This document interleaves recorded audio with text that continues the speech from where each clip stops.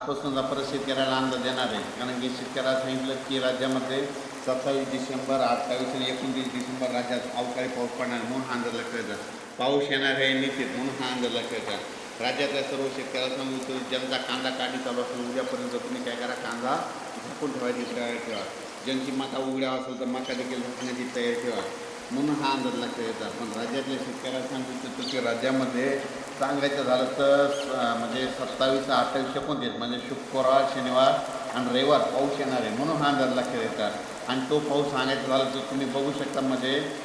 परवाच्याला म्हणजे तो पाऊस येणार आहे इकडून यवतमाळ म्हणजे 27 तारखेला म्हणजे 26 तारखेलाच मध्यरात्री म्हणजे उद्या मध्यरात्री ते यवतमाळ नांदेड इकडं पाऊस सुरू झालेला दिसतात. आणि लगेच शुक्रवारच्या नंतर तो पाऊस तिथून पुढं इकडं नांदेड जिल्हा, परभणी जिल्हा, लातूर जिल्हा, हिंगोली जिल्हा, अकोला जिल्हा, वाशिम जिल्हा,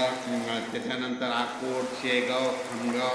त्याच्यानंतर अचलपूर, अमरावती, त्याच्यानंतर जळगाव, जामोद, संग्रामपूर, त्याच्यानंतर देऊळगाव राजा, त्याच्यानंतर जळगाव, धुळे, नंदुरबार, त्याच्यानंतर निफाड, मालेगाव, नाशिक, चाळीसगाव, संभाजीनगर, कन्नड, भोकरदन, त्याच्यानंतर पैठण,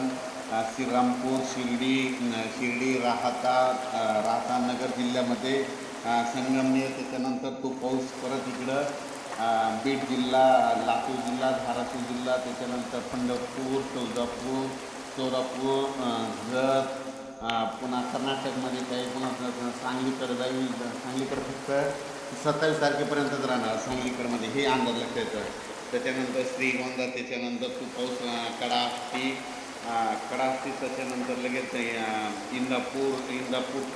पुणे तसा तो पाऊस असा ह्या पट्ट्यात येणार आहे.